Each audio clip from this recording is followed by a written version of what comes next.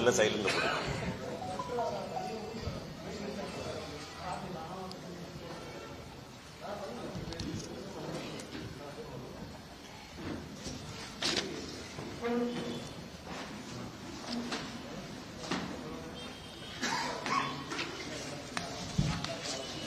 ரெடியாங்கண்ணா?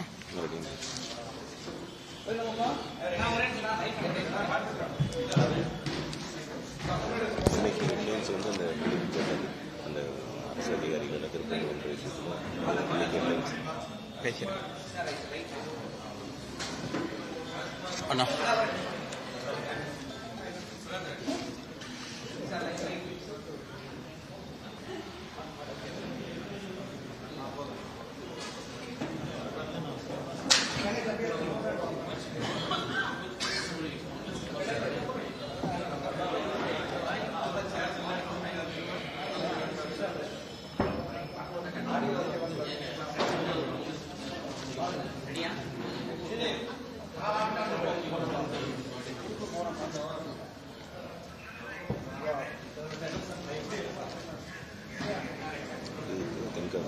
அண்ணா, நம்முடைய பத்திரிகை அன்பர்களுக்கு எங்களுடைய காலை வணக்கத்தை தெரிவித்துக் கொள்கின்றோம்.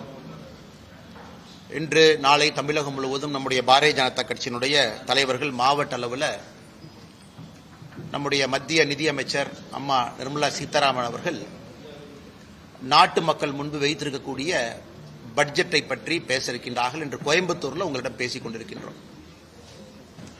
இந்த ஆண்டு பட்ஜெட் வழக்கம் போல இந்த நாட்டினுடைய வளர்ச்சியை உயர்த்துவதற்கான ஒரு பட்ஜெட்டாக அமைந்திருக்கிறது. எத்தனையோ ஆண்டுகளுக்கு பிறகு பட்ஜெட் என்பது ஞாயிற்றுக்கிழமை அன்னைக்கு மத்திய நிதி அமைச்சர் அவர்கள் நாட்டு மக்கள் முன்பு தாக்கல் செய்திருக்கின்றார்கள். தொழில்துறை மக்கள், சாதாரண மக்கள், மாத சம்பளம் வாங்குபவர்கள், வருமானம் வரி கட்டுபவர்கள், விவசாய பெருமக்கள், அனைத்து தரப்பு மக்களும் கூட இந்த பட்ஜெட்டை வரவேற்றிருக்கின்றார்கள். அதை பற்றி சுருக்கமாக அடுத்த ஒரு 10-15 நிமிடத்தில் இந்த பட்ஜெட்டினுடைய முக்கிய அம்சங்கள் என்ன, நாட்டினுடைய வளர்ச்சி எப்படி அடுத்த 25 ஆண்டுகளுக்கு திட்டமிட்டு கொடுத்திருக்கின்றார்கள் என்பதை நாம் பார்ப்போம். இந்தியா நம்ம எல்லோருக்கும் கூட தெரியும், கடந்த ஒரு 10 ஆண்டுகளாக, குறிப்பாக கடந்த ஒரு 3 ஆண்டுகளாக உலகத்தினுடைய வேகமாக வளரக்கூடிய பொருளாதார நாடாக மாறியிருக்கின்றோம். 7% மேல நம்முடைய வளர்ச்சி இருக்கிறது. இந்த ஆண்டு, குறிப்பாக இந்த அடுத்த 3 மாத காலம் அது 8% எட்டும் என்ற நம்பிக்கையை எக்கனாமிக் சர்வே பட்ஜெட்ல நாம் பார்த்திருக்கின்றோம். இன்னைக்கு நம்முடைய முக்கியமான நோக்கம், நிதி அமைச்சர் அவர்கள் சொன்னது போல, ஒன்று இந்த நாட்டினுடைய வளர்ச்சியை தக்க வைப்பது மட்டுமல்ல, வேகப்படுத்த வேண்டும். அதே நேரத்தில் கர்த்தவ்யா என்கின்ற வார்த்தையை பயன்படுத்தி இருக்கின்றார்கள். 3 கடமை. என்ன கடமையை செய்யணும்னா, முதல் கடமை என்பது நாட்டினுடைய வளர்ச்சி இன்னும் வேகமா இருக்கணும். இரண்டாவது, அந்த வளர்ச்சி என்பது எல்லா தரப்பட்ட மக்களுக்கும் வந்து சேர வேண்டும். மூன்றாவது, நாட்டு மக்களும் அந்த வளர்ச்சியில பங்கெடுப்பதற்கு அவர்களுக்கு தேவையான ஊக்கத்தை கொடுக்க வேண்டும். இந்த 3ஐயும் மையப்படுத்தியும் இந்த பட்ஜெட் இருக்கிறது. 53,50,000 கோடி ரூபாய் இருக்கக்கூடிய மொத்த பட்ஜெட் அது. 53 lakh crore பட்ஜெட் அது. ஒரு ஆண்டும் கூட நாம் பார்த்து கொண்டிருக்கின்றோம். பட்ஜெட்டும் பெரிதாகி கொண்டிருக்கிறது. துறை ரீதியாக பார்க்க வேண்டும் என்றால், நம்முடைய பாதுகாப்பு துறைக்கு 42% அதிகப்படுத்தி இருக்கின்றார்கள். பாதுகாப்புத்துறை போன ஆண்டு ரிவைஸ்ட் எஸ்டிமேட், அதாவது பட்ஜெட் போட்ட பிறகு எவ்வளவு பணம் செலவு பண்ணியிருக்காங்க அப்படிங்கறத நம்ம ரிவைஸ்ட் எஸ்டிமேட் என்று சொல்லுவோம். அதுவும் பாராளுமன்றத்தின் முன்பு வைப்பார்கள். பாதுகாப்புத்துறை மினிஸ்ட்ரி ஆஃப் டிஃபென்ஸ்க்கு 5,53,688 கோடி ரூபாய் இருந்தது. இந்த பட்ஜெட்ல நம்ம நிதியமைச்சர் அவர்கள் 7,84,000 கோடி ரூபாய் கொடுத்திருக்கிறாங்க. அப்படின்னா 42% வளர்ச்சி. அதிலும் குறிப்பாக பாதுகாப்புத்துறையினுடைய உள்கட்டமைப்புக்கு 15% வளர்ச்சி. அதையும் அவர்கள் குறிப்பிட்டிருந்தார்கள். காரணம், ஆபரேஷன் சிந்தூர் இப்பதான் நடந்து முடிந்திருக்கிறது. ஒரு பக்கம் சைனா, பாகிஸ்தான், பக்கத்தில் இருக்கக்கூடிய நாடுகள் எல்லாமே தன்னுடைய ராணுவ உற்பத்தியை பெருக்கிக் கொண்டிருக்கின்றார்கள். நிறைய முக்கியமான ராணுவ தளவாடங்களை வாங்கிட்டு இருக்கிறாங்க.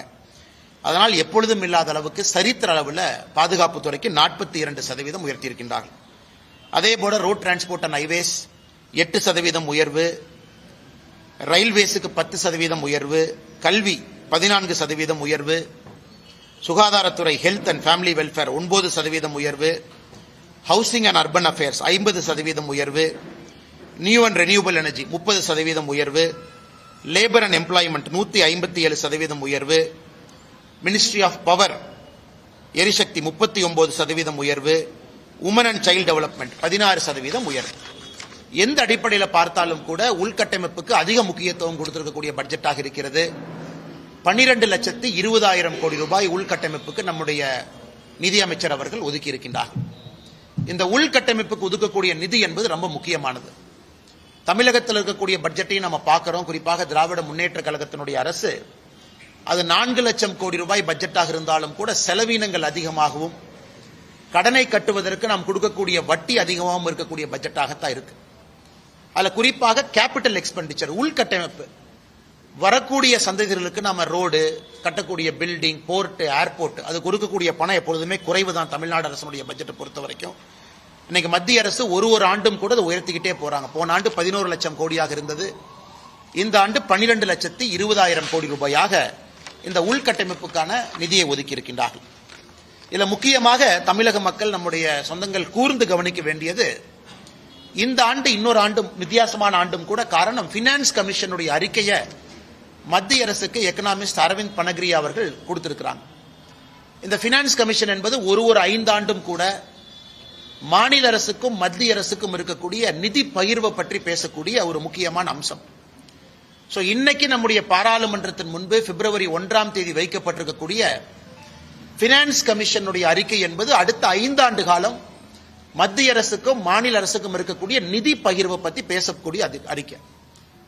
அரவிந்த் பனகிரியா அவருடைய குழு அளித்திருக்கக்கூடிய 16வது பினான்ஸ் கமிஷனுடைய அறிக்கையை மத்திய அரசு முழுமையாக ஏற்றுக்கொண்டிருக்கின்றார்கள். அதையும் கூட பிப்ரவரி 1ஆம் தேதி பாராளுமன்றத்தில் நிதியமைச்சர் அவர்கள் தெரிவித்திருக்கின்றார்கள். இந்த 16வது பினான்ஸ் கமிஷன்ல என்ன முக்கியமான அம்சம்னாங்க, டிவிசிபிள் டாக்ஸ் பூல், அதாவது மாநிலத்தில் நாம் எல்லோருமே கட்டக்கூடிய வரி, அது இன்கம் டாக்ஸ் ஆக இருக்கட்டும், மாநிலத்திலிருந்து போகக்கூடிய எல்லா வரியாக இருக்கட்டும், அதை மத்திய அரசு அந்த பூலை எப்படி டிவைட் பண்ணி ஒரு மாநிலத்துக்கு கொடுக்கறாங்க அப்படிங்கிறது தான் டிவிசிபிள் டாக்ஸ் பூல். மோடி ஐயா அவர்கள் ஆட்சிக்கு வருவதற்கு முன்பு 2014க்கு முன்பு அந்த நிதி பகிர்வு என்பது 32 விழுக்காடு இருந்துச்சு. அந்த டிவிசிபிள் டாக்ஸ் பூல்ல 32% என்பது எல்லா மாநிலத்துக்கும் பிரிச்சு கொடுப்பாங்க. அது மோடி ஐயா அவர்கள் வந்த பிறகு 15th finance commission, 14th finance commission, 15th finance commission 2 கமிஷன்லும் கூட கடந்த 10 ஆண்டு காலமாக அது 41+1 42 விழுக்காடாக உயர்ந்திருக்கிறது. 41 விழுக்காடு எல்லா மாநிலத்துக்கும், 1 விழுக்காடு என்பது ஜம்மு அண்ட் காஷ்மீர் மாநிலத்திற்கும் 42 விழுக்காடு பிரித்து கொடுக்கறாங்க. இந்த 16வது பினான்ஸ் கமிஷன்லயும் அதே 42 விழுக்காடு மெயின்டைன் பண்ணியிருக்கிறாங்க. 41 விழுக்காடு மாநிலத்துக்கெல்லாம், 1 விழுக்காடு ஜம்மு அண்ட் காஷ்மீர். அதுல மிக முக்கியமாக எப்படி அந்த பணத்தை பிரிச்சு கொடுக்கிறோம் அப்படிங்கிற ஃபார்முலால ஒரு மாற்றத்தை கொண்டு வந்திருக்கின்றார்கள். ரொம்ப காலமா தமிழ்நாட்டில் நம்ம எல்லோரும் கேட்டுக்கொண்டிருக்கின்றோம், ஒரு மக்கள் தொகையை அடிப்படையா வச்சு நீங்க கொடுத்தாலும் கூட தமிழ்நாடு போன்ற ஆரோக்கியமான மாநிலத்தில், அதிக வரி கட்டக்கூடிய மாநிலத்தில், இந்த நாட்டினுடைய வளர்ச்சிக்கு அதிகமா பங்கெடுக்கக்கூடிய ஒரு மாநிலத்திற்கும் மரியாதை கொடுத்து அந்த பினான்ஸ் கமிஷனுடைய ஃபார்முலா அதை ரிஃப்ளெக்ட் பண்ணணும்னு நம்ம ரொம்ப நாளா கேட்டுக்கிட்டு இருந்தோம். இன்னைக்கு அந்த பினான்ஸ் கமிஷனுடைய குழு நமக்கு அங்கீகாரம் கொடுத்திருக்கிறாங்க. சோ இதற்கு முன்பு இருக்கக்கூடிய finance commission, 15th finance commission எடுத்துக்கிட்டீங்கன்னா, மக்கள் தொகை 1971, 2011 2 மக்கள் தொகை சென்சஸ் இருக்கு.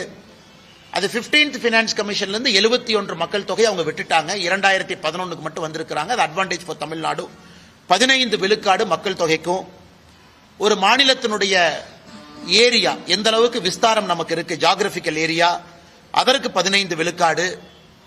குறிப்பாக ஒரு மாநிலத்தினுடைய ஆவரேஜ் ஜிஎஸ்டிபி, ஒரு மாநிலத்தினுடைய ஒரு வருமானம் என்பது எந்த அளவுக்கு பகிர்ந்து இருக்கிறாங்க, பணக்காரங்களுக்கும் ஏழைக்கும் இருக்கக்கூடிய வித்தியாசம், அதற்கு 45 விழுக்காடு முக்கியத்துவமும், ஒரு மாநிலத்தில் எந்த அளவுக்கு ஃபாரஸ்ட் கவர் இருக்கு, எந்த அளவுக்கு இயற்கையை நாம் பாதுகாக்கின்றோம், அதற்கு 10%, டோட்டல் ஃபர்டிலிட்டி ரேட், நான் சொல்வது இதற்கு முன்பைய பினான்ஸ் கமிஷன், அதுக்கு 12.5, டாக்ஸ் பிஸ்கல் எஃபர்ட், எந்த அளவுக்கு நாம டாக்ஸ் கட்டுறோம் 2.5. இன்னைக்கு அது முழுவதுமாக மாறி மக்கள் தொகைக்கு இந்த 16 பினான்ஸ் கமிஷன்ல மக்கள் தொகைக்கு 17.5 விழுக்காடு, டெமோகிராபிக் பெர்ஃபார்மன்ஸ், அதாவது எந்த அளவுக்கு நாம மக்கள் தொகையை கட்டுப்படுத்தி இருக்கின்றோம், எந்த அளவுக்கு நாம டோட்டல் ஃபெர்டிலிட்டி ரேட்டை 2.1 பக்கம் மெயின்டைன் பண்றோம் அதற்கு 10%, ஒரு விஸ்தாரம் ஏரியாவுக்கு 10%, இயற்கை வளம் அதற்கு 10%, பெர் கேபிட்டா ஜிஎஸ்டிபி டிஸ்டன்ஸ் பணக்காரங்களுக்கும் ஏழைக்கு இருக்கக்கூடிய வித்தியாசம் 42.5%, மிக முக்கியமாக நாட்டினுடைய வளர்ச்சிக்கு ஒரு மாநிலம் எவ்வளவு கான்ட்ரிபியூட் பண்றாங்க அது 10% கொடுத்து இந்த 100% ஃபார்முலாவை ரிலீஸ் பண்ணியிருக்கிறாங்க. அதனால எதிர்க்கட்சி நண்பர்கள் நானும் 2 நாட்களாக பார்க்கின்றோம். பாரதிய ஜனதா கட்சியின் சார்பாக சொல்ல வேண்டும் என்றால் யாரும் கூட இந்த 16வது பினான்ஸ் கமிஷனை பத்தி யாரும் கூட ஒரு குற்றமோ குறையோ குறைபாடோ சொல்லும் இல்லாத அளவுக்கு எல்லோருமே ஏற்றிருக்கிறாங்க. இதுல குறிப்பா பார்க்கணும்னா உத்தரப்பிரதேசம், ராஜஸ்தான் அவர்களுக்கு வரக்கூடிய ஃபார்முலா படி குறைஞ்சிருக்கு. சதர்ன் ஸ்டேட் தென் மாநிலங்கள் நம்ம எல்லோருக்குமே இந்த புது ஃபார்முலா படி நாம ஏறி இருக்கு, நிதி பகிர்வு என்பது ஏறி இருக்கு. இதை நாம் எல்லோரும் கூட வரவேற்க வேண்டிய ஒரு விஷயம். அதனால்தான் நிதி அமைச்சர் அவர்கள் நேற்று பட்ஜெட்ல எல்லா மாநிலக்கும் கொடுக்கக்கூடிய உடனடி நிதி பகிர்வாக அர்பன் லோக்கல் பாடி, பஞ்சாயத்து, மாநில அரசுக்கு வரக்கூடிய நிதி பகிர்வு 1,24,000 கோடி உடனடியாக இந்த பட்ஜெட்ல அவங்க ரிலீஸ் பண்ணியிருக்கிறாங்க. அதை தாண்டி அன்பு சொந்தங்களே, ஒரு பட்ஜெட் நாம ரிலீஸ் பண்ண பிறகு அதை எதிர்க்கட்சி நண்பர்கள் குற்றம் சாட்டுவது வாடிக்கை தான், அது புதுசு ஒன்றும் கிடையாது. அதே போல வழக்கமாக நம்முடைய முதலமைச்சர் ஐயா ஸ்டாலின் அவர்கள், காங்கிரஸ் கட்சியினர், ஐயா வைகோ அவர்கள் எல்லோருமே குற்றம் சுமத்தி இருக்கிறாங்க. அந்த குற்றத்துல எந்த அளவுக்கு ஆதாரபூர்வமான உண்மை இருக்கு அப்படிங்கறது இந்த நேரத்தில் பார்ப்போம். இன்னைக்கு இந்த பட்ஜெட்டை பொறுத்த வரைக்கும் நிர்மலா சீதாராமன் அவர்கள் 7 ஃப்ரான்டியர் ஸ்ட்ராட்டஜிக் செக்டருக்கு முக்கியத்துவம் கொடுத்திருக்கிறாங்க. 7 முக்கியமான விஷயத்துக்கு, முக்கியமான அம்சத்துக்கு அவங்க உடனடியாக அதற்கு ஒரு இம்பெட்டஸ், ஒரு புஷ் கொடுத்திருக்கிறாங்க. அடுத்து வரக்கூடிய 20 ஆண்டுகளுக்கு இது சிறப்பாக இருக்க வேண்டும் என்று. அதன்படி நாம பார்க்கிறோம் அப்படின்னா தமிழ்நாட்டை பொறுத்தவரை நமக்கு கொடுத்திருக்கக்கூடிய ஸ்ட்ராட்டஜிக் செக்டர்ஸ் என்ன முக்கியமான செக்டருக்கு நமக்கு அனுகூலம் இருக்கும். முதல் முக்கியத்துவம் எது கொடுத்திருக்காங்கன்னா பயோ ஃபார்மா கொடுத்திருக்கிறாங்க. இன்னைக்கு நாம வால்யூம்ல இருந்து வேல்யூக்கு போகணும் அப்படிங்கறதுக்காக நாம இன்னைக்கு உலகத்தினுடைய ஜெனரிக் மெடிசனுடைய தலைநகரமா இருக்கிறோம். இன்னைக்கு பயோ ஃபார்மா சக்தி அப்படிங்கிற ப்ரோக்ராம்ல 10,000 கோடி ரூபாய் ஒதுக்கி இந்தியாவில் இருக்கக்கூடிய ஹைதராபாத், சென்னை போன்ற எல்லாமே இன்னைக்கு யாருகிட்ட எல்லாம் நாம மருந்து துறையில முன்னணியில் இருக்கிறோமோ இதை பயன்படுத்தி பயோ ஃபார்மா சக்தியை பயன்படுத்தி நாம் இன்னைக்கு மேனுஃபேக்சரிங் ஹப்பை உருவாக்குவதற்கான முயற்சி எடுத்திருக்கிறாங்க. செமிகண்டக்டர் மிஷன் 1, இன்னைக்கு செமிகண்டக்டர் மிஷன் 2. இன்னைக்கு நம்முடைய படித்த இளைஞர்களுக்கு வேலை வாய்ப்பை உருவாக்கி கொடுக்கணும். செமிகண்டக்டர் மிஷனுக்கு 40,000 கோடி ரூபாய் கொடுத்திருக்கிறாங்க. நம்ம வெறும் ஃபேப்ரிகேஷன் மட்டும் இல்ல, முழு இந்தியன் புரோட்டோகால் கம்ப்ளீட் ஸ்டாக் நாம பில்ட் பண்ண போறோம். அதற்கான மிஷின், அதற்கான உற்பத்தி, இதற்கு ஒரு இம்பார்ட்டன்ஸ் கொடுத்திருக்கிறாங்க 40,000 கோடி ரூபாய். Electronic component manufacturing scheme ECMS, எப்படி PLI ப்ரொடக்ஷன் லிங்க்ட் இன்சென்டிவ்ல தமிழ்நாடு முதல் மாநிலமா இந்தியாவில் இருக்கும். ஆப்பிள் போன்ற பெரிய பெரிய நிறுவனங்கள் தமிழ்நாட்டுக்கு PIL மூலமா வந்திருக்கிறாங்க, PLI மூலமா. இன்னைக்கு இந்த ECMS மூலமா அதற்கும் அடுத்து வரக்கூடிய எலக்ட்ரானிக்ஸ் கம்பெனியும் தமிழ்நாட்டை நோக்கி வரப்போறாங்க. அதற்கு 40,000 கோடி ரூபாய் ஒதுக்கி இருக்கிறாங்க. ரேர் எர்த் மேக்னெட் இன்னைக்கு சைனா கண்ட்ரோல் பண்றாங்க. நம்ம ஓட்டக்கூடிய கார்ல இருந்து எல்லாத்துக்குமே இன்னைக்கு ரேர் எர்த் மேக்னெட்ஸ் வேணும். மொத்தமா ரேர் எர்த் என்று சொல்றோம்னா அரிதாக கிடைக்கக்கூடிய சில பொருட்கள், அதை light rare earth, heavy rare எர்த்னு சொல்றாங்க. தமிழ்நாடு, ஆந்திரா, ஒரிசா இந்த 3 மாநிலங்கள், கர்நாடகா இந்த 4 மாநிலங்கள் இன்னைக்கு இந்தியாவில் அதிகமாக ரேர் எர்த் மினரல்ஸ் வச்சிருக்கக்கூடிய மாநிலமா இருக்கிறோம். நமக்கு செப்பரேட்டா ஒரு காரிடார் அமைச்சு கொடுத்திருக்கிறாங்க. இதுல rare earth corridor promotion, production எல்லாமே அதிகமா செய்ய வேண்டும் என்று. கெமிக்கல் கூட நம்ம இம்போர்ட் அதிகமா பண்றோம்.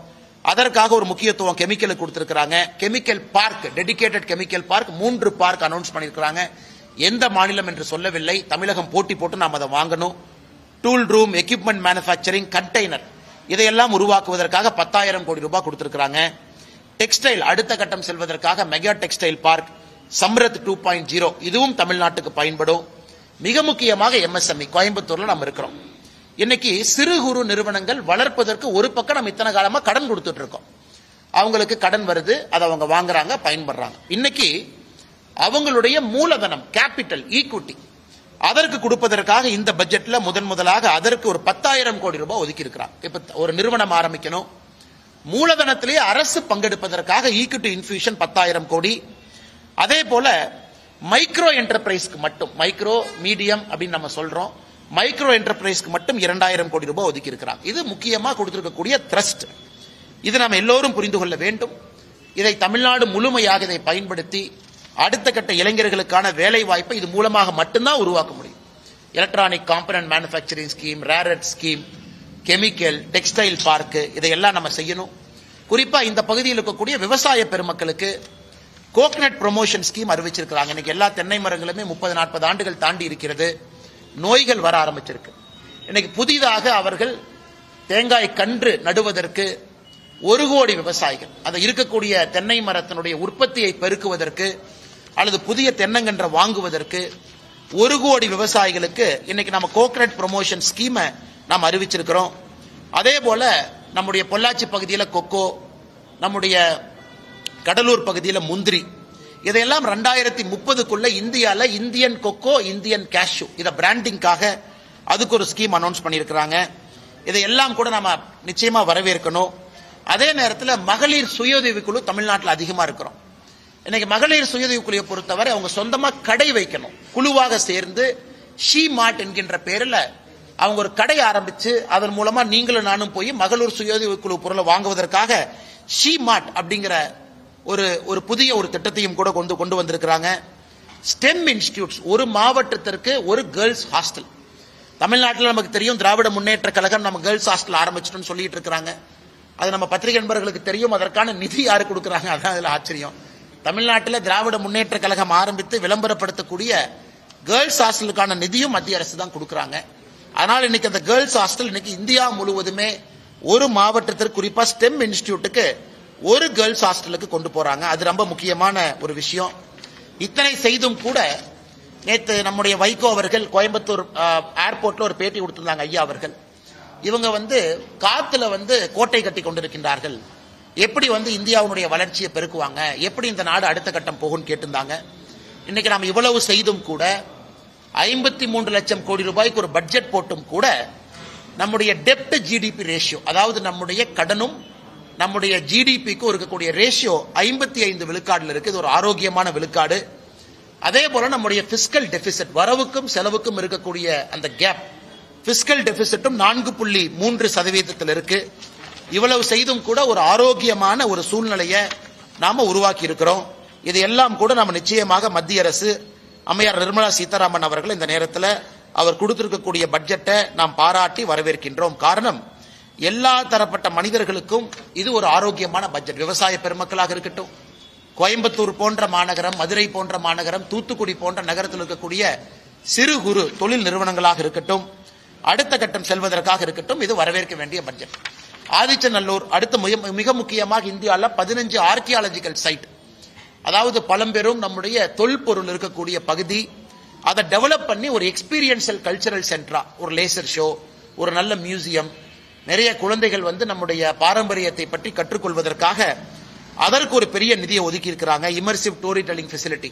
ஏன்னா இன்னைக்கு நீங்க பாத்தீங்கன்னா தமிழ்நாட்டில் நம்முடைய சொந்தங்கள் யாராவது கலைஞர் ஐயாவுடைய மியூசியம் சென்னையில் இருக்கு, அது போய் பாத்தீங்கன்னா ஒரு சிறந்த மியூசியம், ஒரு state of the art, 4D 5D. ஆனா தன்னுடைய தந்தையார் அவர்களுக்கு நம்முடைய முதலமைச்சர் அவர்கள் அவ்வளவு நிதி போட்டு ஒரு கலைஞர் மியூசியத்தை அடுத்த கட்டத்துக்கு எடுத்துட்டு போயிருக்காங்க. நாங்க வரவேற்கிறோம். தமிழ்நாட்டினுடைய முதலமைச்சர் எல்லாம் போய் பார்க்கணும், என்ன செஞ்சிருக்காருன்னு பார்க்கணும். ஆனா மற்ற இடத்துக்கு அதை கொண்டு போகல. இன்னைக்கு மத்திய அரசு ஆதிச்சநல்லூருக்கு நாம் அதை கொண்டு வர்றோம். அதே போல state of the art museum நம்ம கொண்டு வர்றோம். அது நிச்சயமாக பல பேருக்கு பயன் பெறும். அன்பு சொந்தங்களே, இதையெல்லாம் தாண்டி ரயில்வே துறையை பொறுத்தவரை மிக முக்கியமாக 2-3 விஷயங்கள் உங்களுக்கு சொல்லணும். 2026-27 ஒரு சரித்திர ஆண்டு ரயில்வேவை பொறுத்த வரைக்கும் தமிழ்நாட்டுக்கு 7611 கோடி ரூபாய் ஒதுக்கி இருக்கிறாங்க. இதை ஒரு பெர்ஸ்பெக்டிவ்ல, ஒரு உதாரணத்துக்கு சொல்லணும்னா, யூபி அரசு காங்கிரஸ் ஆட்சியினுடைய கடைசி பட்ஜெட் அவங்க போட்டப்ப தமிழகத்திற்கு மொத்தமா 2009 14 வரை கடந்த 5 ஆண்டுகள் அவங்களுடைய கடைசி 5 ஆண்டுகள் 879 கோடி கொடுத்திருந்தாங்க. ஆனா இந்த ஒரு ஆண்டுல மட்டும் ரயில்வே பட்ஜெட் 7611 கோடி. இன்னைக்கு தமிழ்நாட்டில் எவ்வளவு ரயில்வே வேலைகள் நடந்து கொண்டிருக்குன்னு கேட்டீங்கன்னா 35,701 கோடி ரூபாய் வருமானமான வேலைகள் நடந்து கொண்டிருக்கிறது. 77 ஸ்டேஷன் அமிர்த் ஸ்டேஷனாக இன்னைக்கு டெவலப்மெண்ட் போயிட்டு இருக்கு.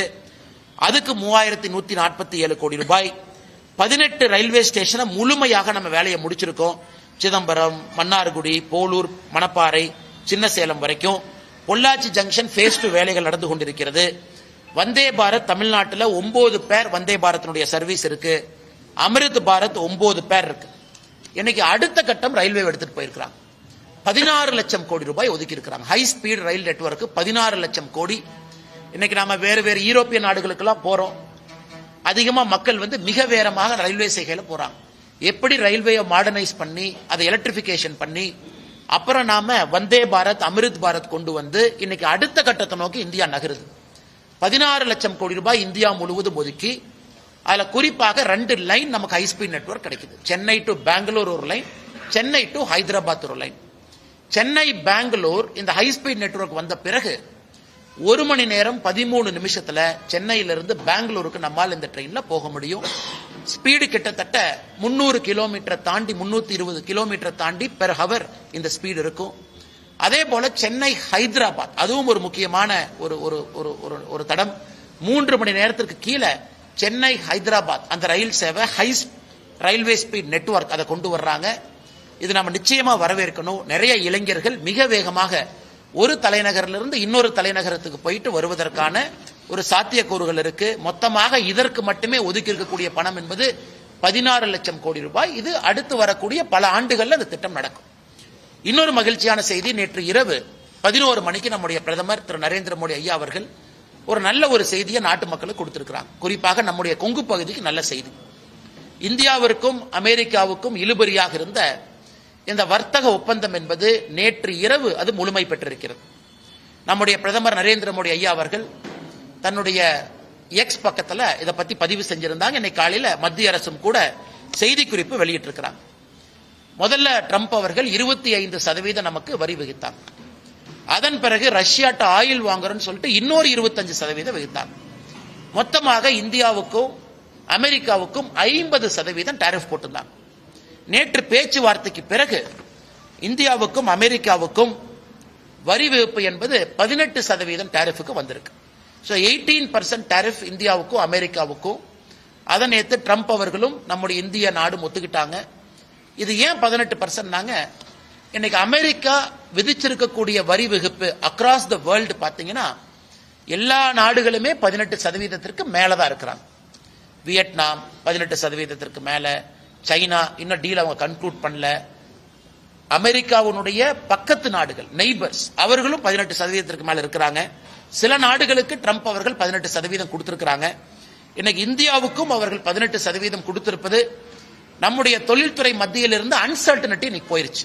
குறிப்பாக திருப்பூர் பகுதி, ஈரோடு பகுதி, கரூர் பகுதியில் எக்ஸ்போர்ட் செய்யக்கூடியவங்க, ஹோம் டெக்ஸ்டைல் நிறைய விஷயங்கள் செய்யக்கூடியவங்க, பனியன் செய்யக்கூடியவங்க ஒரு அன்சர்டனிட்டி இருந்துச்சு கடந்த 3 மாத காலமாக. செய்வோமா மாட்டோமான்னு. இன்னைக்கு அது 18% அது வந்திருக்கு. அதனால் நிச்சயமாக இது வரவேற்க வேண்டிய ஒரு விஷயம். அதே நேரத்தில் ட்ரம்ப் அவர்கள் ஆயிலை பத்தி எல்லாம் பேசியிருக்காங்க. அதுக்குள்ள நான் போக விரும்பல. அதிகாரப்பூர்வமாக நம்முடைய இந்திய அரசு என்ன சொல்றாங்களோ அதை மட்டும் தான் நீங்க என்னால பகிர முடியும். அதனால் நிச்சயமாக 18% டாரிஃப் என்பது இந்த சூழ்நிலையில வரவேற்கப்பட வேண்டிய ஒன்று. இன்னைக்கு இந்தியா உலகத்தினுடைய மைய ஒரு நாடாக மாறிக்கொண்டிருக்கிறது. இப்பதான் ஐரோப்பிய யூனியன் நாடுகள் 22 நாடுகளோடு ஒரு வர்த்தக ஒப்பந்தத்தை நம்ம கொண்டு வந்திருக்கின்றோம். அது நண்பர்களுக்கு தெரியும். 2007 பேசிக் கொண்டிருக்கக்கூடிய வர்த்தக ஒப்பந்தம் அது 2013 சஸ்பெண்ட் ஆன ஒரு ஒப்பந்தம். அது 2019 மறுபடியும் ரீஸ்டார்ட் ஆன ஒரு ஒப்பந்தம். இன்னைக்கு 2026 நம்ம அதை கன்க்ளூட் பண்ணியிருக்கிறோம். அதுவும் குறிப்பாக நம்முடைய கொங்கு பகுதிக்கு ஒரு மிகப்பெரிய ஒரு வாய்ப்பாக நாங்கள் பார்க்கின்றோம். மிகப்பெரிய வாய்ப்பாக பார்க்கின்றோம். தமிழகம் முழுவதுமே இன்னைக்கு தென் தமிழகத்தில் நிறைய மேனுபேக்சரிங் யூனிட் போகுது. தூத்துக்குடி பகுதி, திருநெல்வேலி பகுதி அவர்களும் முறையாக இதை இரண்டும் பயன்படுத்தும் பொழுது தமிழகத்தினுடைய வளர்ச்சி, குறிப்பாக தென் தமிழகத்தினுடைய வளர்ச்சி அடுத்த கட்டத்திற்கு இது போகும். அதனால் இது ஆரம்ப கமெண்ட்ஸ் உங்களுக்கு பட்ஜெட்டை பத்தி, குறிப்பா அமெரிக்க டாரிஃப் டீலை பத்தி நம்முடைய பத்திரிகை நண்பர்களுக்கு இருக்கக்கூடிய கேள்விகளுக்கு நாங்க பதில் சொல்றோம். எம்எஸ்எம்இ சம்பந்தமா பிரைஸ் மானிட்டரிங் கமிட்டி வேணும்னு சொல்லி ரொம்ப காலமா கேட்டுட்டு இருக்கிறாங்க. 7 கோடி பேர் இந்தியாவில் இருக்கிறாங்க. ஆனா ஒரு 5-6 கம்பெனி, கார்பரேட் கம்பெனிக்கார மட்டும் தீர்மானிக்கிற ரா மெட்டீரியல் ரேட் தான் இருக்கு. ஸோ அப்படி இருக்கிற போது மானிட்டரிங் கமிட்டி வேணும்னு எம்எஸ்எம்இ கேட்கிற போது ஏன் கடந்த பட்ஜெட்லயும் அறிவிக்கல, இந்த பட்ஜெட்லயும் அறிவிக்கல? ஆனா ஒரு பட்ஜெட்டை பொறுத்த வரைக்கும் எல்லா மக்களுக்கும் எல்லா விதமான எதிர்பார்ப்புகளும் இருப்பது நியாயமான எதிர்பார்ப்பு தான். எல்லோருக்குமே எல்லாம் வேண்டும் என்று நினைக்கக்கூடிய நியாயமான எதிர்பார்ப்பு தான். இப்போ ஒரு பக்கம் நம்முடைய அரசு கடந்த 12 ஆண்டுகளாக பார்க்கும் பொழுது சப்ளை செயினை நம்ம டைவர்சிஃபை பண்றோம், எல்லா பக்கம் எடுத்துட்டு போறோம். அதுவும் குறிப்பாக சகோதரருக்கு தெரியும் 12,20,000 கோடி ரூபாய் உள்கட்டமைப்பு நம்ம சொல்லியிருக்கோம். அதில் 7 லட்சம் கோடி ரூபாய்க்கு மேல அது எம்எஸ்எம்இ இருந்து அது வாங்க போறாங்க. அதனால எம்எஸ்எம்இயை பொறுத்தவரை ஹிஸ்டாரிக்கலி அதிக எம்எஸ்எம்இ இருக்கிறாங்க. இன்னைக்கும் 10,000 கோடி ரூபாய் ஈக்விட்டி இன்ஃபியூஷன், மைக்ரோ என்டர்பிரைஸ்க்கு 2,000 கோடி ரூபாய் ஏற்கனவே சொன்னதுதான். அதனால இன்னைக்கு பிரைஸ் மானிட்டரிங் கமிட்டி, அதுக்கு ஒரு பக்கம் competition commission of India CCI இருக்கு, அவங்க கொலூட் ஆகிறாங்களா அப்படின்னு பாக்குறாங்க. இன்னைக்கு எல்லா நாட்டிலையுமே காலகட்டத்தில் டாடா ஒரு காலத்தில், பிர்லா ஒரு காலத்தில், ரிலையன்ஸ் ஒரு காலத்தில், அதானி ஒரு காலத்தில், எல்லாமே பெரிய பெரிய நிறுவனங்கள் இருப்பது வாடிக்கை தான். ஆனா இன்னைக்கு அதையும் தாண்டி சிறு குறு நிறுவனங்கள் வளர வேண்டும் என்பதற்காகத்தான் இவ்வளவு நோக்கம். இந்த 10,000 கோடி ரூபாய் ஒதுக்கிறது, 2,000 கோடி ரூபாய் ஒதுக்கிறது, அவர்களுக்கு தேவையான கடனை கொடுப்பது எல்லாமே சிறு குறு நிறுவனங்கள் வேகமாக வளரணும், அவங்க இடத்தை கெட்டியா பிடிச்சுக்கணும் அப்படின்னு. ஆனால் அவர் சொல்வது அநியாயமான கோரிக்கை என்று சொல்லல, அதற்கான காலரும் சூலமும் வரும் பொழுது, ஏன்னா நீங்க இன்னைக்கு சிறு குறு நிறுவனத்திற்கு பிரைஸ் மானிட்டரிங் கமிட்டி கொண்டு வரும் பொழுது அது பல விஷயத்தை பாதிக்கும். ஒரு பக்கம் நம்ம ஜிஎஸ்டி வச்சிருக்கோம், பல விஷயங்களை பாதிக்கும். இன்னொரு பக்கம் நிதி பகிர்மானம் இருக்கு, இன்னொரு பக்கம் பினான்ஸ் கமிஷனுடைய அறிக்கை இந்த ஆண்டு நாம ஏத்திருக்கோம். அதனால் பொறுத்திருப்போம். ஒரு ஆண்டும் கூட ஒரு இம்ப்ரூவ்மெண்ட் வரும். அதே நேரத்தில் எம்எஸ்எம்இ எக்ஸ்பான்ஷனும், எம்எஸ்எம்இக்கு வரக்கூடிய சப்ளை செயின் டைவர்சிபிகேஷனும் நம்முடைய மத்திய அரசு திட்டமிட்டு அதை பெருக்கிக் கொண்டிருக்கின்றார்கள் என்கின்ற கருத்தை இந்த நேரத்தில் நான் பகிர்ந்து கொள்ள வேண்டும்.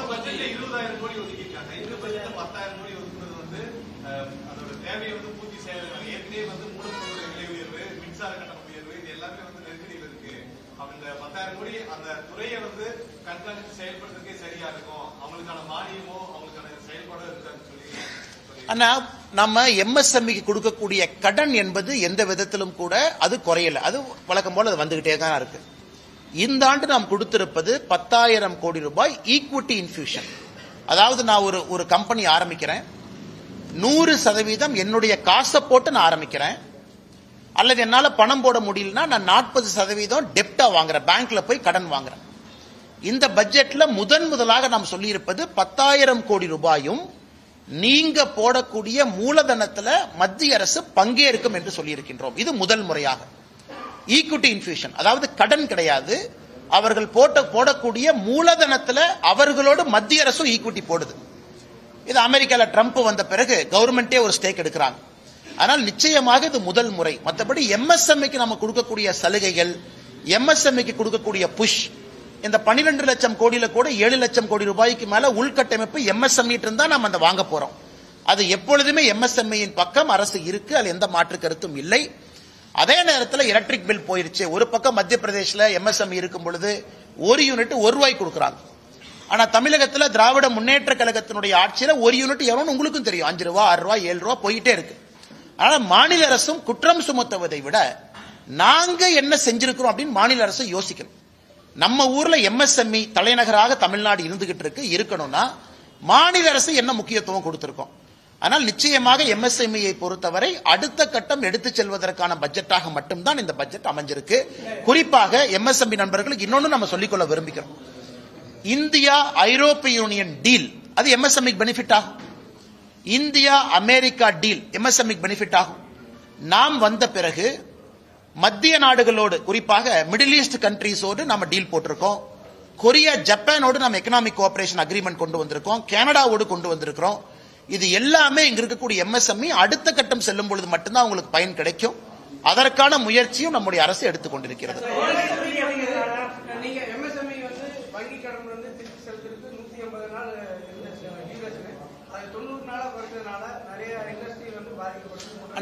எம்எஸ்எம்இனுடைய சைக்கிளை நம்ம ரெடி பண்ணிருக்கோம். அதாவது எம்எஸ்எம்இ கிட்ட இருந்து ஒரு பொருளை நான் வாங்குறேன், அந்த பொருளுக்கு நான் பணம் கொடுக்கிறேன்.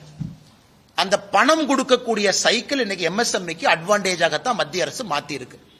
கிரெடிட் சைக்கிள் நம்ம சொல்லுவோம். இன்னைக்கு நான் எம்எஸ்எம்இ போய் ஒரு பொருளை வாங்கிக்கிட்டு 3 மாசம் கழிச்சு பணம் கொடுக்கலாம், 4 மாசம் கழிச்சு பணம் கொடுக்கலாம். அந்த பணத்தை குறிப்பிட்ட காலகட்டத்துக்குள்ள நீங்க கொடுக்கணும்.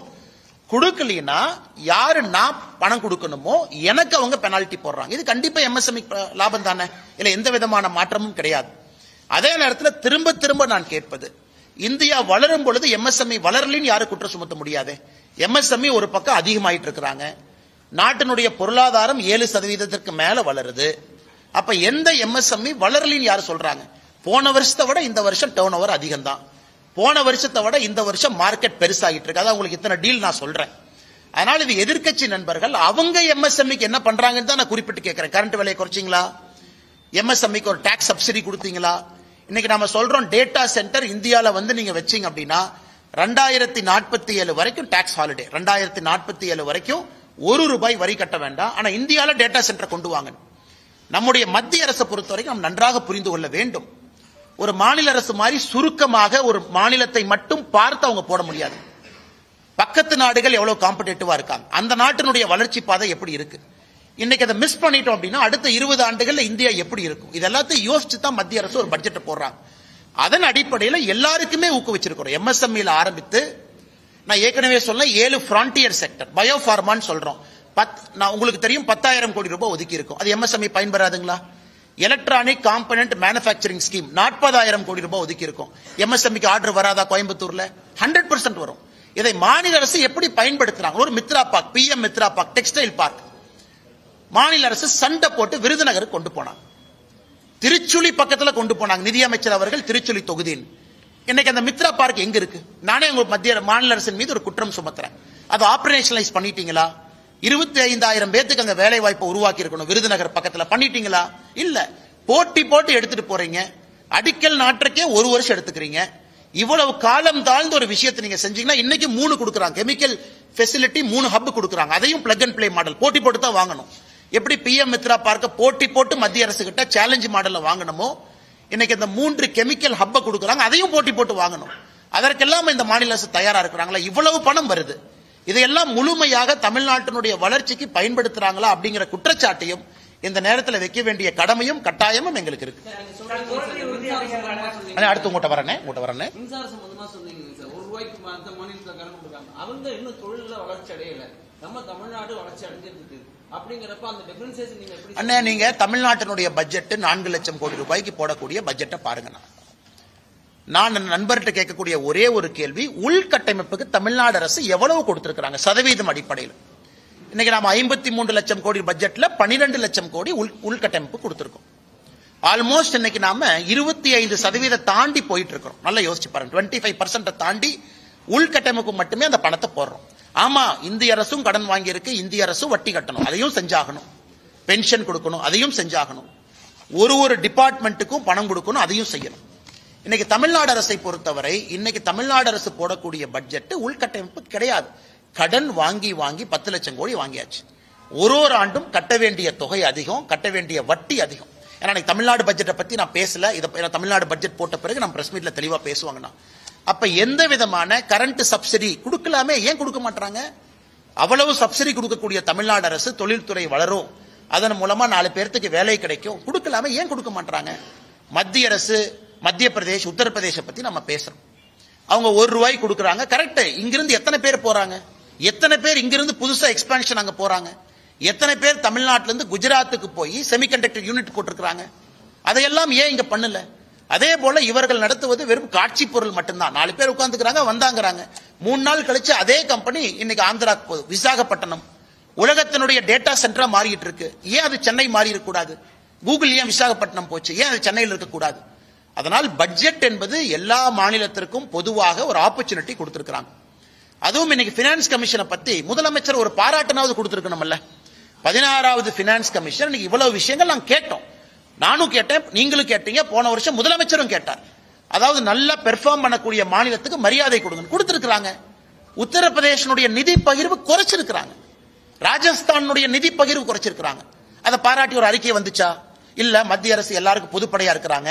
அடுத்த 5 ஆண்டு காலம் நிதி பகிர்வு 2026 இருந்து 31 வரைக்கும் பாருங்க, சதர்ன் ஸ்டேட்ஸுக்கு இம்ப்ரூவ் பண்ணிருக்காங்க.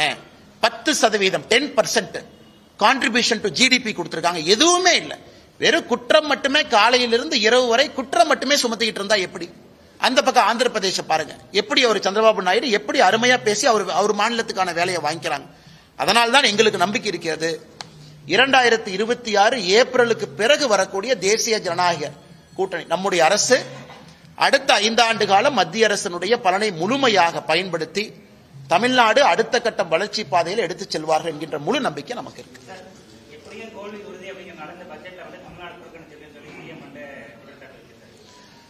அண்ணா, இன்னைக்கு முதலமைச்சர் அவர்கள் ஒரு விஷயத்தை புரிஞ்சுக்கணும். நான் இவ்வளவு சொன்னதெல்லாம் தமிழ்நாட்டுக்கு இல்லையாங்கண்ணா? இவ்வளவு சொன்ன தமிழ்நாட்டுக்கு இல்லையா? 16 லட்சம் கோடி ட்ரெயின் நெட்வொர்க் இந்தியா முழுவதும் 2 லைன். எந்த மாநிலத்துக்கு 2 லைன் கொடுத்திருக்காங்கன்னு பாருங்கண்ணா.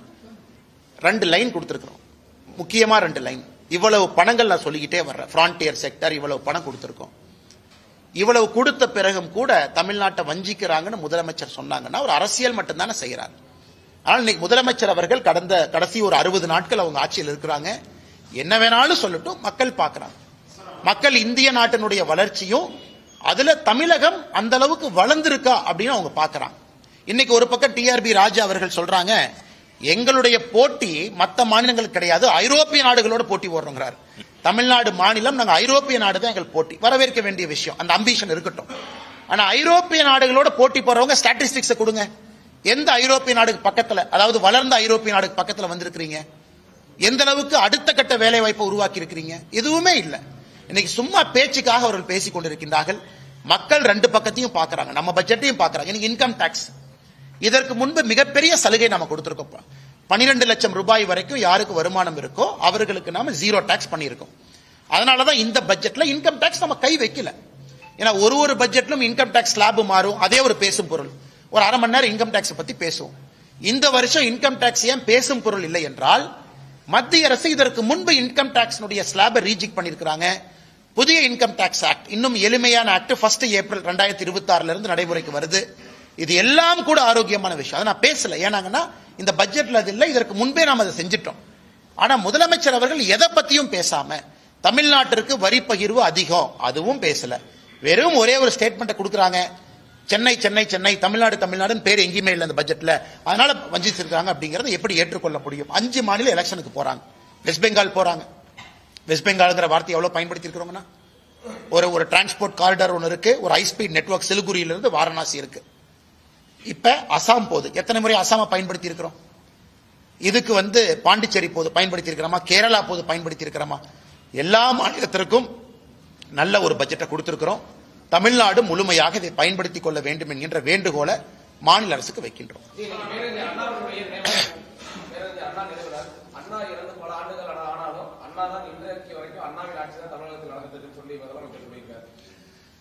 பேரறிஞர் அண்ணா அவர்கள் மிக முக்கியமான தலைவர்.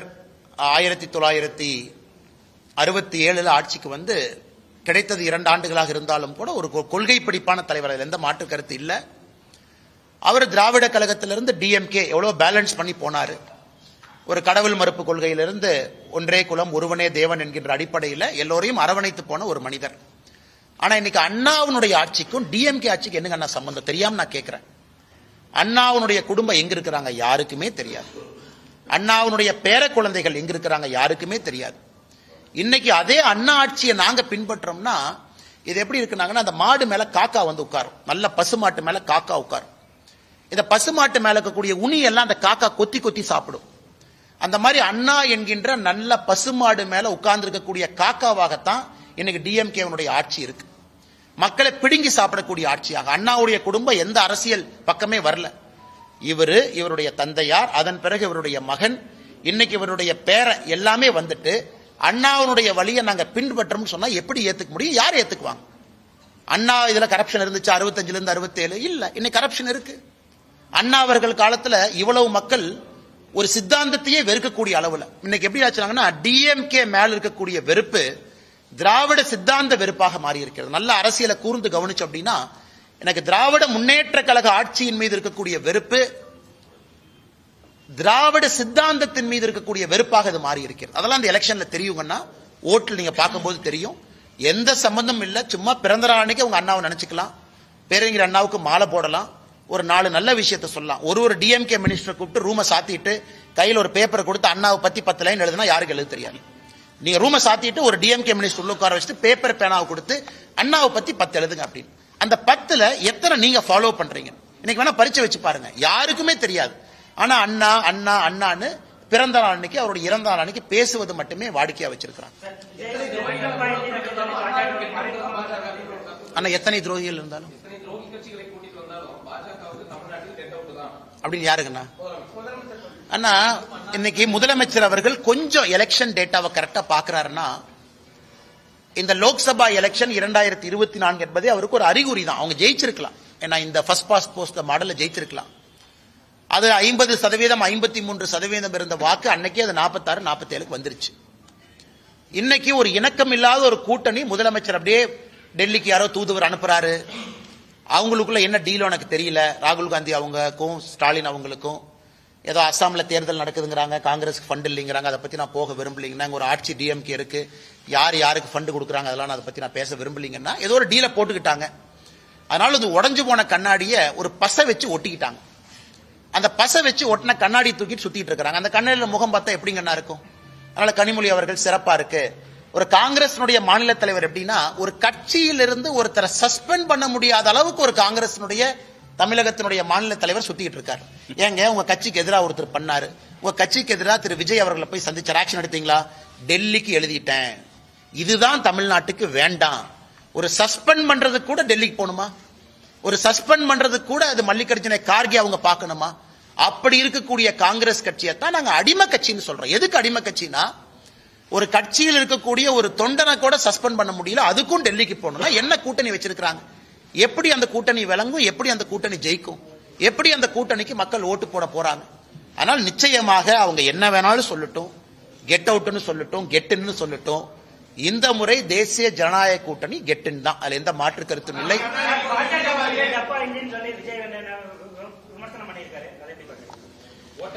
அண்ணா நான் பெரும்பாலும் அப்படின்னு யார் சொன்னாங்கன்னா, ஓகே அண்ணா, நான் விஜய் அவர்களை பொறுத்தவரை நான் என்னோட கமெண்ட் எப்பவுமே மாறலிங்கன்னா, அரசியலுக்கு வந்திருக்கிறாரு, வரவேற்கிறோம், மக்கள் முன்னாடி இருக்கட்டும், அவர் எல்லாம் பேசட்டும், இவிஎம் மிஷின் பதில் சொல்லும்.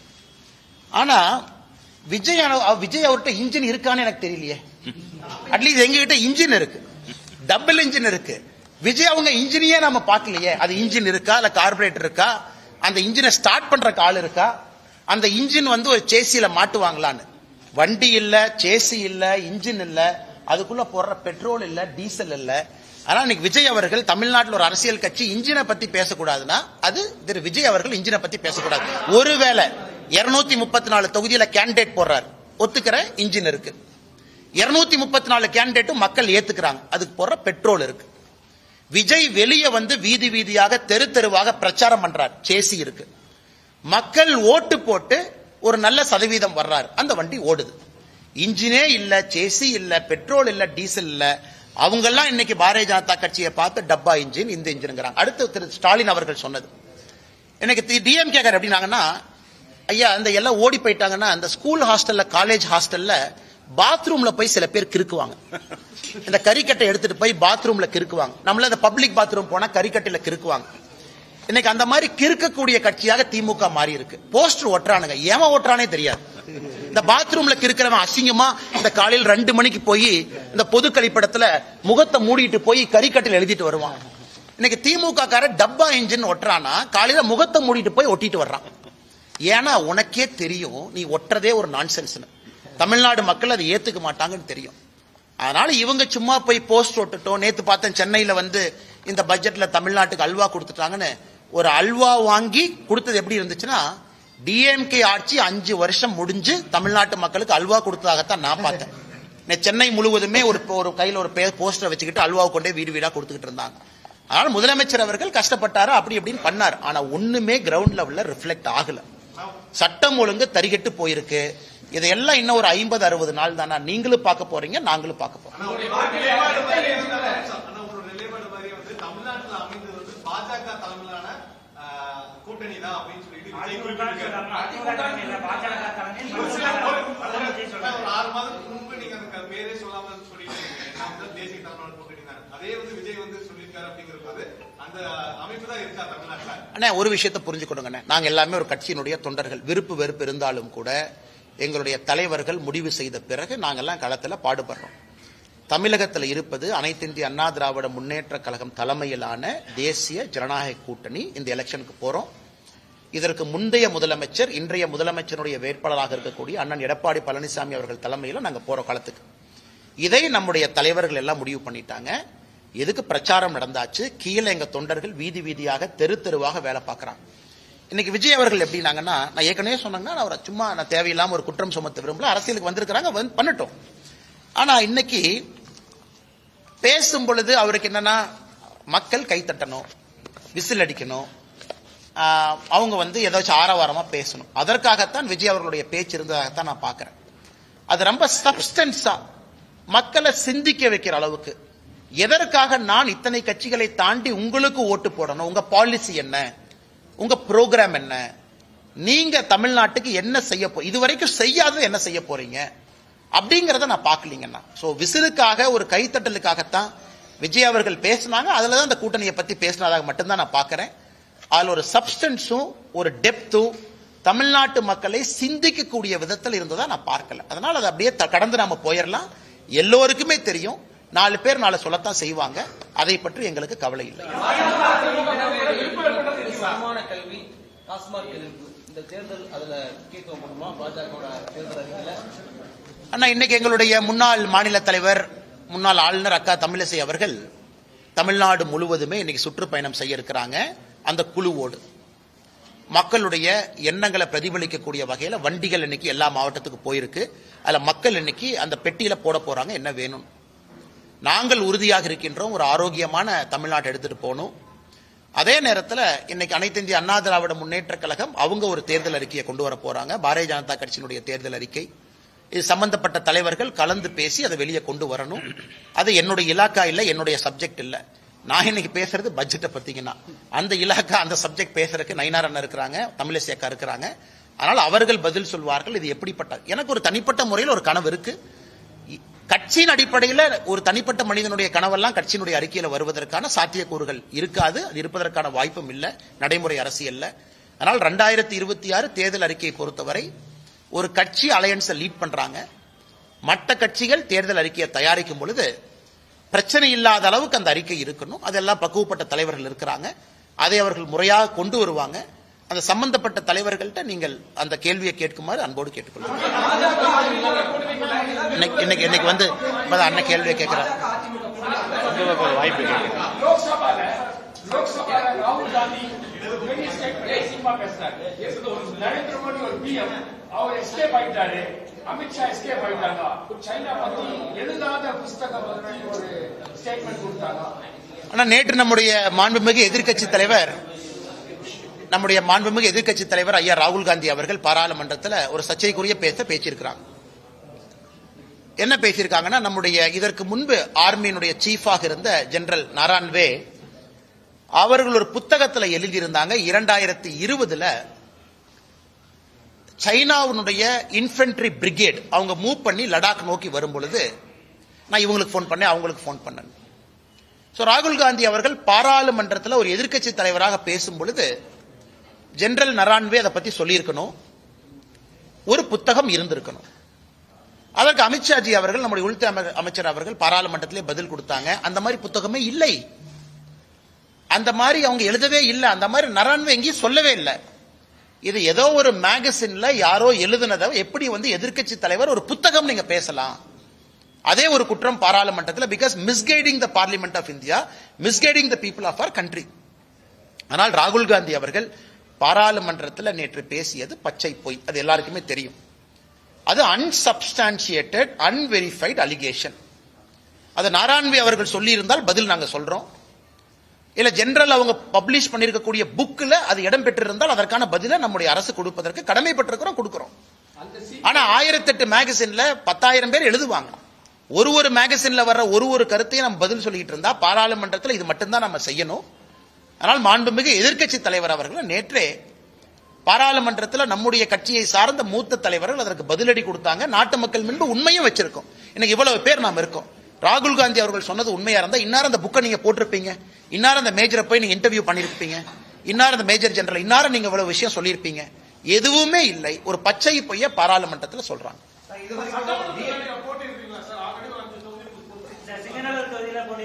நான் வந்து நம்முடைய கட்சி தலைவர்கள் நயினார் அண்ணா அவர்களுக்கு நான் வேண்டுகோள் விடுத்திருக்கின்றேன். இந்த நேரத்தில் வந்து கொஞ்சம் என் தந்தையாருடைய உடல்நிலை, அவரை பார்த்துக்கணும்.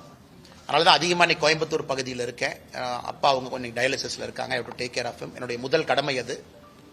அதனால் இன்னைக்கு அந்த அடிப்படை வேலைகள் என்னால் செய்வதற்கான சாத்தியக்கூறுகள் இல்லை. என்னால் அதிகமாக டிராவல் பண்ண முடியாதுங்கிற வேண்டுகோளை வச்சிருக்கிறேன். கட்சியும் அதை ஏற்றுக்கிட்டு வேறு பொறுப்பாளர்களை ரீஅலோகேட் பண்ணுவாங்க. அதே நேரத்தில் பாரதிய ஜனதா கட்சி அடுத்து பிரச்சாரம் வேற என்ன சொல்றாங்களோ அதற்கு நான் தயாராக இருக்கின்றேன், என்ன செய்யணும் அப்படின்னு. அது நயினார் நாகேந்திரன் அவர்கள் நம்ம கட்சியினுடைய மூத்த தலைவர்களுக்கும் எனக்கும் இருக்கக்கூடிய ஒரு கருத்து, உள்ளுக்குள்ள நாங்கள் பேசிக்கிறோம்.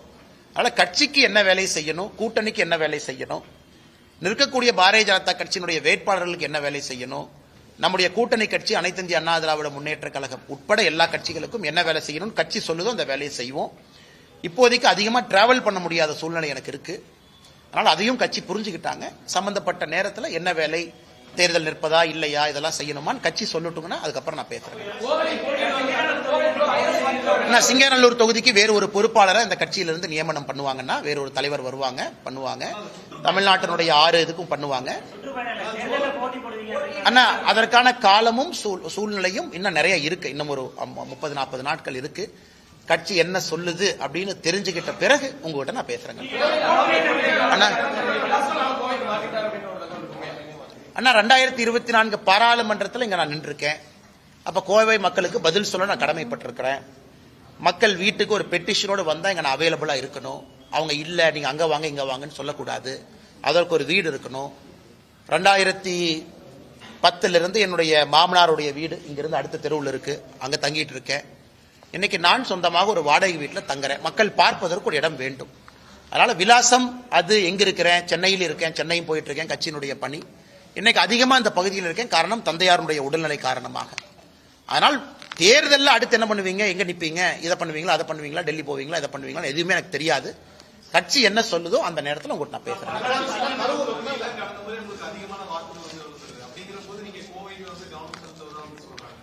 இல்ல, கோயம்புத்தூர்ல பாரதிய ஜனதா கட்சி அனைத்து இந்திய அண்ணா திராவிட முன்னேற்ற கழகம் கூட்டணி அங்க வெற்றி பெறணும். அது நம்முடைய தொண்டனாக நம்முடைய கடமை. இங்க நமக்கு ஒரு சிட்டிங் எம்எல்ஏ இருக்கிறாங்க. கோயம்புத்தூர் தெற்கு தொகுதியில் வானதி ஸ்ரீனிவாசன் அவங்க இருக்கிறாங்க. அவர்கள் மறுபடியும் கட்சி அக்காவை நில்லுங்கன்னு சொல்லும் பொழுது அக்கா வெற்றி பெற்று மறுபடியும் பெரிய அளவில் அவங்க போகணும். இன்னும் அதிகமான மெஜாரிட்டியோடு போகணும். அதெல்லாம் எங்களுடைய கடமை. அதே நேரத்தில் பாராளுமன்ற தேர்தல், இதற்கு முன்பு வேறு காலகட்டத்தில் பாரதிய ஜனதா கட்சியினுடைய வளர்ச்சி, இதெல்லாமே அனைத்து இந்திய அண்ணா திராவிட முன்னேற்ற கழகத்தினுடைய சட்டமன்ற உறுப்பினர்கள் நிறைய இருக்கிறாங்க. அதனால் இந்த பகுதி முழுவதுமே தேசிய ஜனநாயக கூட்டணி வெற்றி பெற வேண்டும். அதான் எங்களுடைய அடிப்படை நோக்கம். இல்ல இண்டிவிஜுவல் அம்பிஷன், தனிப்பட்ட ஒரு எண்ணம் அப்படிங்கிறது இங்க கிடையாது. 2026 பொறுத்த வரைக்கும் அது தெளிவா இருக்கு. யார் முதலமைச்சர் ஆகணும் தெளிவா இருக்கு.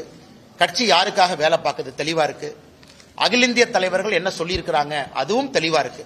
அதற்காக நாங்க எல்லோரும் வேலை பார்க்கிறோம். சாரி, உங்க கேள்வி.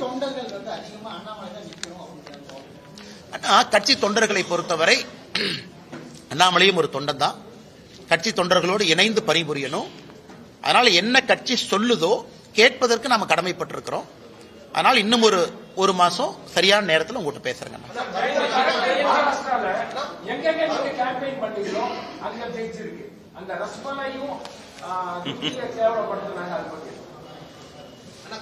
நான் பேசுபவர்கள் பேசுவாங்கன்னா அரசியலை பொறுத்த வரைக்கும் நான் சில இடத்துல பதில் சொல்வதை விட மௌனம் காட்பது சரி அப்படிங்கிற முடிவுக்கு வந்துட்டேன். குறிப்பா அந்த மகாராஷ்டிராவுக்கு முன்பே இருந்து பேசுறவங்க பேசதான் செய்வாங்க. அதனால நம்ம திரும்ப நான் இப்ப கூட ஐஐடி மும்பை ஒரு ஃபெஸ்ட் கூப்பிட்டுருக்காங்க. 2-3 கமிட்மெண்ட்ஸ் இருக்குங்கன்னா இது அப்பாவோட உடல்நிலைக்காக இந்த மாசம் கொஞ்சம் குறைச்சிருக்கேன். நான் மும்பைக்கு விரைவில் போகத்தான் போறேன். அது அரசியல் கட்சிகள் பேசுறாங்க, அதை தாண்டி அவங்களும் போயிடுவாங்கன்னு நான் நம்புறேன். அவங்களும் அந்த ஹீட்டட் ஆர்கியூமெண்டா அந்த சூட்டோடு சூட்டாக பேசியிருப்பதாக நான் பார்க்கின்றேன். ஒரு அரசியல் கட்சியில் இருக்கிறவங்க அடிப்படை வெறுப்புல ஒரு கட்சி நடத்த முடியாதுங்கண்ணா. மேடையில மைக்ல பேசி இருந்தாலும் கூட ஒரு அடிப்படை வெறுப்பு உணர்வுல நான் சவுத் இந்தியாவை மதிக்க மாட்டேன், நான் தமிழ்நாட்டை மதிக்க மாட்டேன், நான் வேட்டி கட்டவங்களை மதிக்க மாட்டேன்னு ஒரு அரசியல் கட்சியில் ஒரு தலைவர் பேசக்கூடாது. பேசினா தவறு. அதனால அதை ஹீட்டட் ஆர்கியூமெண்டா ஒரு மேடை பேச்சாக மட்டும் பார்த்துவிட்டு அவர்களும் அதை கடந்து சென்றிருப்பார்கள் என்று நான் நம்புகின்றேன். ரொம்ப ஆச்சரியமா இருக்கு எனக்கு. ஏன்னா நியூஸ் 24/7 நியூஸ் தமிழ் 24/7 உடைய ரிப்போர்ட்டர் திரு கதிரவன் அவர்கள், பேர் சரியாதான் சொல்றேன், கதிரவன் அவர்கள் அவங்கள மிரட்டி கிட்னாப் பண்ணி கூட்டிட்டு போய் 3 மணி நேரம் 4 மணி நேரம் ஆகி அடிச்சு வெளியே வர்றாங்க. ஆனா கரூர் காவல்துறையினுடைய கண்காணிப்பாளர் அவர்கள் ஒரு பத்திரிகை அறிக்கை கொடுக்கறாங்க. அது வேற ஏதோ மாநிலம் மாதிரி இருக்கு. படிச்சா எதுவுமே நடக்கல. அதாவது அவர் அந்த அறிக்கையை படிச்சா எப்படி இருந்ததுன்னா, ரிப்போர்ட்டரே கல் எடுத்து தலையில அடிச்சுக்கிட்டு, அவரே போய் மண்ணில் படுத்து உருண்டு, அவரே போய் ஹாஸ்பிட்டல்ல படுத்து எந்திரிச்சு, அவரே வர்றதுக்கான ரிப்போர்ட்டர் பைத்தியமா. அதனால இந்த காவல்துறையினுடைய அறிக்கையை பார்க்கும் பொழுது எப்படி ஒரு காவல்துறை கண்காணிப்பாளர் இப்படிப்பட்ட அறிக்கையை கொடுக்க முடியும்? அன்னைக்கு சம்பவம் நடந்ததிலிருந்து தமிழ்நாட்டினுடைய எல்லா மீடியாவும் கண்கொத்தி பாம்பா அந்த ஏரியாவில் இருக்கிறீங்க. ரியல் டைம் கவர் பண்றீங்க. பல ஆடியோவை ரிலீஸ் பண்றீங்க. குவாரிக்கு போறீங்க. ஹாஸ்பிட்டல்ல இருக்கீங்க. இவ்வளவு நடந்தும் கூட ஒரு காவல்துறை கண்காணிப்பாளர் எதுவுமே நடக்காத அளவுக்கு எதுவுமே நடக்கல, பச்சை பொய்ன்னு பச்சை பொய்யா இருந்தா எங்க மேல கேஸ் போடுங்க ஐயா. நாங்களாம் பேசணும்ல, ஆதரவா பேசணும்ல, எங்க மேல கேஸ் போடுங்க. கோர்ட்டுக்கு எல்லாம் டாக்குமெண்ட் கொண்டு வாங்க பார்க்கலாம். அதனால இன்னைக்கும் திராவிட முன்னேற்ற கழகத்தை பொறுத்தவரை ஒரு எம்எல்ஏவை காப்பாற்றணும். அந்த எம்எல்ஏ தொடர்ந்து சர்ச்சையில, ஒரு சர்ச்சையிலிருந்து ஒரு சர்ச்சை, அதுல இருந்து அடுத்தது கல்குவாரி யாரு பேர்ல இருக்கு, அதை யாரு டாமினேட் பண்றாங்க எல்லாத்துக்குமே தெரியும். தமிழ்நாடு முழுவதும் இல்லீகல் மைனிங்க பத்தி தெரியும். அதனால எல்லாத்தையுமே இன்னைக்கு ஒரு முழு பூசணிக்காயை மறைச்சு வச்சுக்கிட்டு காவல்துறை அறிக்கையின் மீது அறிக்கை கொடுப்பது வேடிக்கையா இருக்கு. ஆனா எல்லா நண்பர்களுக்கும் நன்றிங்க. அப்படின்னா செய்தித்துறை அமைச்சர் அந்த துறையில் இருப்பதற்கே லாயக்கில்லை நாம சொல்லணும். ஆனா நீங்க அமைச்சரா இருக்கிறதே தெரியலன்னா கிளம்புங்கன்னு சொல்லணும். ஒரு செய்தித்துறை அமைச்சர் இவ்வளவு மீடியால வருது, அவங்ககிட்ட ஒரு மானிட்டரிங் கமிட்டி இருக்கும். எல்லா செய்தித்துறை அமைச்சர் ஆபீஸ்ல உங்க டிவி எல்லாம் பாக்குறக்கு ஆள் இருப்பாங்க. அண்ணா பிளாஷ் நியூஸ் போடுறாங்கன்னு அமைச்சர்கிட்ட சொல்லுவாங்க. அவர் சம்பந்தப்பட்ட இலாக்காக்கு போன் பண்ணி அண்ணா என்ன உண்மைன்னு கேட்டுக்க வேண்டிய பொறுப்பு இருக்கு. இவ்வளவு நடந்தும் கூட ஒரு செய்தித்துறை அமைச்சர் என்ன நடக்குதுன்னே தெரியலனா அந்த செய்தித்துறை அமைச்சர் அந்த பொறுப்புக்கு இருக்கக்கூடிய தகுதியான நபரான்னு நான் கேட்கிறேன். அது உங்க கடமை. ஊடகத்துறையை மானிட்டர் பண்றது உங்க கடமை. ஊடகத்துறைக்கு ஹெல்ப் பண்றது உங்க கடமை. ஒரு பிளாஷ் நியூஸ் வந்தா ரியாக்ட் பண்ண வேண்டியது உங்க கடமை. மாநில அரசுக்கு பேசி அறிக்கை கொடுக்க வேண்டியது உங்க கடமை. இதையெல்லாம் நாங்க திமுகவின் மீது குற்றம் சுமத்தினா உடனே அறிக்கை வரும். நைட் 2 மணிக்கு அறிக்கை வரும். ஆனா ஒரு நியூஸ் ரிப்போர்ட்டர் தூக்கிட்டு போய் அடிச்சிருக்காங்கன்னு இவ்வளவு தூரம் பேசினதுக்கு அப்புறம் கூட எனக்கு தேயிலைன்னு சொன்னாங்கன்னா எப்படி ஏத்துக்க முடியும்? அதனால் ஸ்ரீரங்கத்தினுடைய தொகுதி மக்கள் அதை பார்த்துக்கிட்டு தான் இருக்கிறாங்க. அந்த பகுதியினுடைய மக்கள் அதை பார்த்துக்கிட்டு தான் இருக்கிறாங்க. கரூர் மக்களும் இதை பார்த்து கொண்டுதான் இருக்கின்றார்கள். காவல்துறையினுடைய அட்டூழியம், 41 பேர் இறந்ததிலிருந்து காவல்துறையினுடைய செயல் நடவடிக்கை எல்லாத்தையும் பார்த்துட்டு இருக்கிறாங்க. 2026 தேர்தல் அதற்கு பதில் சொல்லுங்க. அண்ணா இன்னைக்கு ஒரு மாவட்ட ஆட்சியர் ஒரு கோர்ட் முன்னாடி அங்க இருக்கக்கூடிய police commissioner, deputy commissioner, assistant commissioner மொத்த குழுவா ஒரு கோர்ட்ல மன்னிப்பு கேட்கறாங்கன்னா இது ஒரு சாதாரண நிகழ்வாக யாரும் கடந்து விடக் கூடாது. ஏன்னா ஒரு ஸ்டேட், ஒரு மிஷனரி, முதலமைச்சர் கோட்டையில் இருக்கிறார். ஆனா அந்த மாவட்டத்திற்கான கவர்மெண்ட் யாருன்னா இவங்க தான். இவங்க வேண்டுமென்றே தவறு செய்திருந்தால் இவர்களை தவறு செய்ய சொன்னது யார்? அதனால என்னை பொறுத்தவரை மாவட்ட ஆட்சியர், police commissioner, deputy commissioner, assistant கமிஷனருடைய தொலைபேசிய கால் ரெக்கார்ட கோர்ட் வாங்கி அதை ஃபோரன்சிக் ஆடிட் பண்ணி இந்த சம்பந்தப்பட்ட நேரத்தில் யாரெல்லாம் அவங்களுக்கு பேசினாங்க, மேல இருந்து உத்தரவு வந்துச்சா, ஸ்வான் அப்படின்னு நம்ம சொல்லுவோம். கோர்ட்ல சத்திய பிரமாணம் எடுத்து அவங்க சொல்லணும். அதாவது அந்த கோர்ட்டின் முன்பு சத்திய பிரமாணம் எடுத்து ஒரு அதிகாரி சொல்லணும், நான் சொல்வதெல்லாம் உண்மை. அந்த மாதிரி இன்னைக்கு திருப்பரங்குன்றம் விவகாரத்தில் ஆட்சியர், police commissioner, deputy commissioner, assistant commissioner 4 பேரும் ஸ்வான் சத்திய பிரமாணம் செய்து உண்மையை சொல்லணும். யார் போன் பண்ணா, யார் 144 போட சொன்னா, 144 போட்டதே ஃப்ராடுன்னு திருப்பரங்குன்றத்தினுடைய இஷ்யூல மதுரை ஹைகோர்ட் டிவிஷன் பெஞ்ச் சொல்லிட்டாங்க. ரெக்கார்டை பார்த்தோம், அதே ஃப்ராடு. அப்படி இருக்கும் பொழுது இல்லாத ஒரு ரெக்கார்டை உருவாக்கி 144 போட்டிருக்கிறாங்க. அதனால் அவர்கள் மன்னிப்பு கேட்டது பத்தாது. மாண்புமிகு நீதியரசர் அவர்கள் இன்னும் ஒரு படி முன்னாடி போய் அவங்களுக்கு யாரு போன் பண்ணாங்க அந்த காலகட்டத்தில் அப்படிங்கறதையும் கண்டுபிடித்து அவங்கள சத்திய பிரமாணம் செய்து இதையெல்லாம் சொல்ல வைச்சாதான் உண்மையான இஷ்யூ வெளியே வரும். சாரிங்க ஐயா, தப்பு பண்ணிட்டோங்க ஐயா, மன்னிச்சுங்க ஐயா, நாங்க லா அண்ட் ஆர்டருக்காக இப்படி பண்ணோங்க ஐயா, நாங்க நீங்க சொன்னதை பண்ணுங்க ஐயான்னு சொல்லிட்டு அப்படியே எஸ்கேப் ஆகி போயிடக்கூடாது. அதனால் நீதியரசர் அவர்கள் இதை கடுமையாக எடுக்கணும். அப்பதான் இன்னொருக்கா தப்பு பண்ற அதிகாரிக்கு புத்தி வரும். தமிழ்நாட்டில் எங்கேயாச்சும் ஒரு அதிகாரி நேர்மையா தான் இருக்கிறாங்க பாவம், அந்த அதிகாரியை போன் பண்ணி தொந்தரவு பண்ணி தப்பு பண்ணுங்கன்னு எங்கேயாச்சும் சொன்னாங்கன்னா அது நடக்கக்கூடாது என்பதற்காக இந்த திருப்பரங்குன்றம் இஷ்யூல நீதியரசர் அவர்கள் இந்த அதிகாரிகளை வைத்து உண்மையை கண்டுபிடித்து மக்களுக்கு சொல்ல வேண்டும் என்பது எங்களுடைய வேண்டுகோள். நன்றிங்க.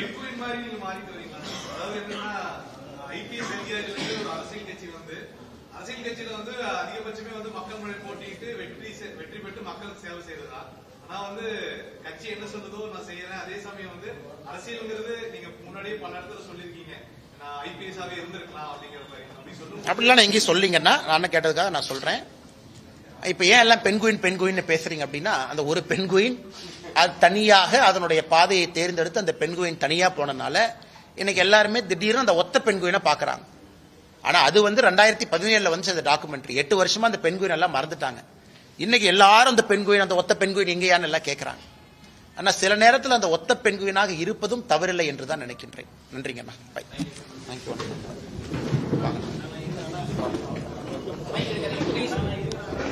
அண்ணே அண்ணே ஆங்கிலம் ஆங்கிலம் ஆங்கிலம். ஆமாண்ணே காமனா பேசுறோங்க சார். கொடுங்க சார். அண்ணே காமனா பேசுறேங்க. பேசுறேன்.